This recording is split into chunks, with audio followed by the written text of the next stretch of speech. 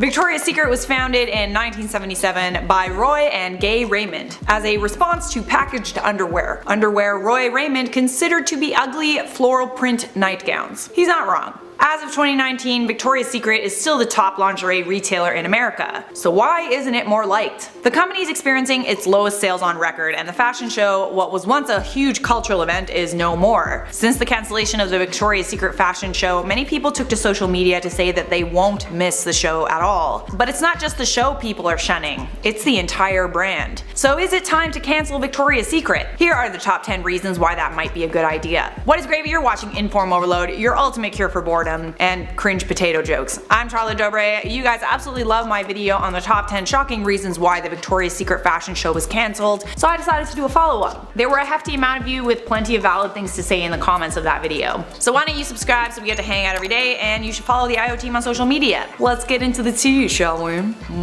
Coming in at number 10, it's expensive. The top comment on my video, the top 10 shocking reasons why the Victoria's Secret fashion show was cancelled, that is a mouthful, was if they had cheaper bras, they would be successful. Half of Victoria's Secret shoppers in a 2017 Wells Fargo survey said that they shopped there less in the past year, and 58% of those people said it was because of the high prices. The cheapest bra on the Victoria's Secret website is around $30. The most expensive is $200. That is a lot of money for a bra that like one person is gonna see. Hopefully one. If it's more than one, you do you, boo.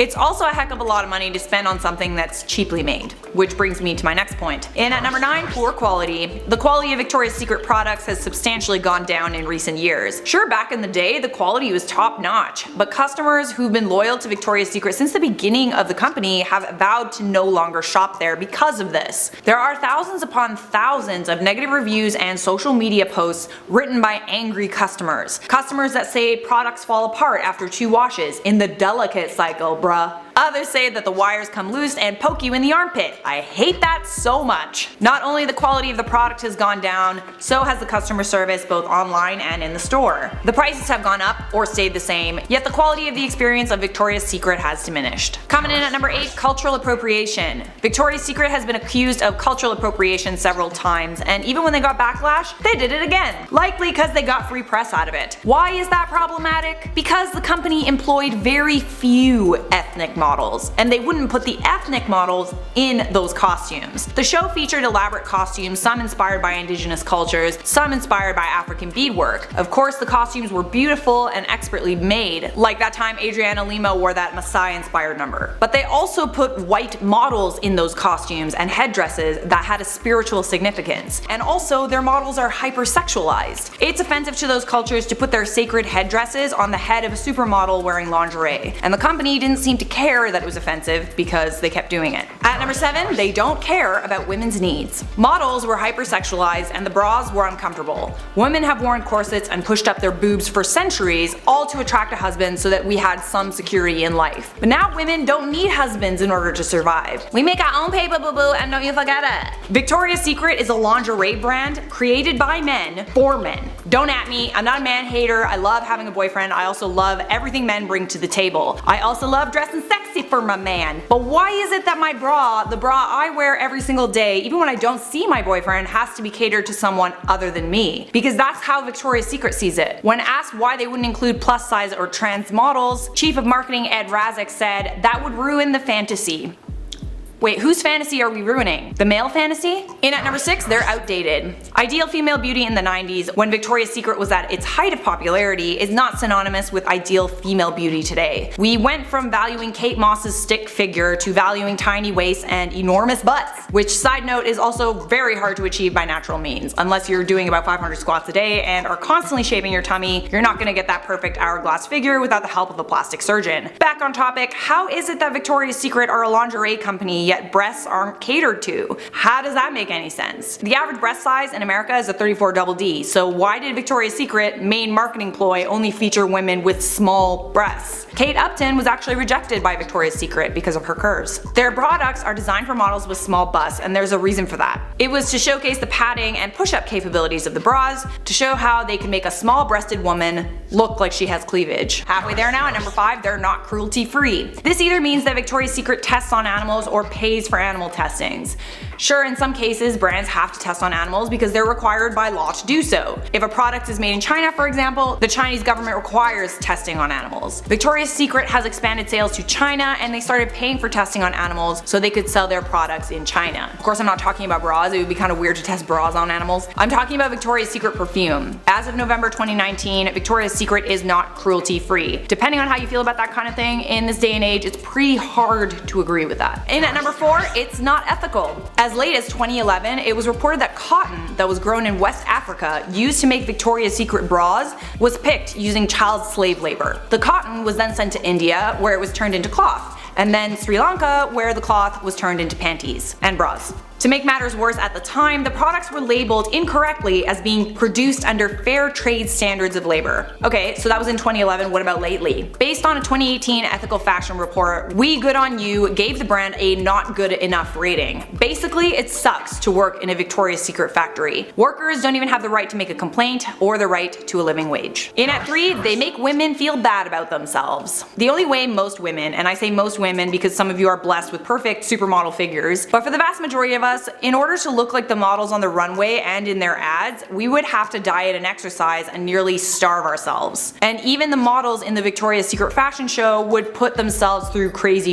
In the weeks leading up to the show, the angels would work out tirelessly with personal trainers and eat very little. Bridget Malcolm, a Victoria's Secret model, wrote in a blog post, "I starved myself so effectively, it was not an honest representation of a woman." Adriana Lima said in 2017 she trained twice a day and had a no solid food rule leading up to the show. Not even models can keep up with the standard Victoria's Secret has set. Most women are not employed as models. We are working women with 9-to-5 jobs, some of us have children. Therefore, we don't have the time nor the money to get a body like that of a Victoria's Secret model. And frankly, why would we want to do that? Why is that kind of beauty considered the epitome of beauty? Bodies are beautiful in all shapes and sizes, and Victoria's Secret doesn't seem to want to recognize that. That's for their other brand, their plus size brand, for anyone bigger than a size 8 and a C cup. Coming in at number 2, they are tone deaf in a Metoo world. In 2018, Ed Razek, chief of Victoria's Secret marketing, made the comments that caused the downfall of the company. When asked if he would include plus size women, otherwise known as women bigger than a size 8, in both the show and the brand, Razek said that they considered it, but the public had no interest in it. He said, I quote,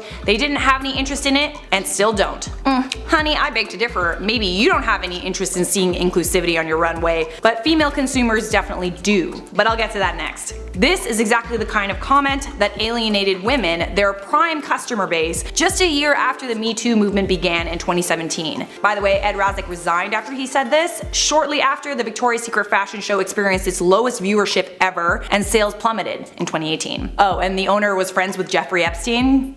Do with that info what you will. And at number 1 on our list, they refuse to change their ways. From a marketing standpoint, I get it. Victoria's Secret has an identity, and that identity hasn't changed much in decades. But times are changing, tastes are changing, and if brands don't change with it, they are not only stubborn, they could be seen as intolerant. Sure, Ed Razek resigned, but the company's values haven't changed, and that's evident. It's kind of sad that Victoria's Secret would rather cancel their show instead of simply rebranding. They would rather die with their controversial identity than change and be more inclusive. Savage Fenty's fashion show was so successful, Rihanna sold out of every one of her 40-piece debut collection in just 1 month. The Savage Fenty show not only featured fat models and trans models, they celebrated them. The brand has been so successful, Savage Fenty even increased their range of size inclusive styles. Victoria's Secret sales, on the other hand, have been plummeting for years. Well, there you have it, guys. Did I miss anything? And after hearing all of this, do you think Victoria's Secret should be cancelled? Let me know in the comments. For now, I'm gonna respond to some comments from my video, the top 10 shocking reasons why the Victoria's Secret fashion show was cancelled. Gabriella Piras said, "That woman with the stretch marks is absolutely beautiful." Oh my god, isn't she? Okay, so for those that don't know, that's Sarah Nicole Landry, or the Birds Papaya on Instagram. She actually saw that video and then shouted me out on Instagram, and we follow each other now.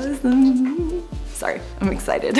Noah Fix said, "I'm honestly glad for it. I think we need to become more modest as a society and quit sexualizing every single element. Women should be admired for their contributions to society, mind, and intellect, not for having thigh gaps and long legs." I think you kind of have a point, but we should be celebrating everything. A woman can be a package deal and so can a man. We can be sexy and have all of those other good qualities too. Bagoda said, "Victoria's Secret outside the US is way too expensive. In Colombia, for example, 4 bras cost the average month's salary for a middle-class worker." Wow, okay, should we do a part 2? That is it for me. Thanks for watching. Leave a like on this video if you enjoyed it. Subscribe if you want more. I'll see you in a future IO video.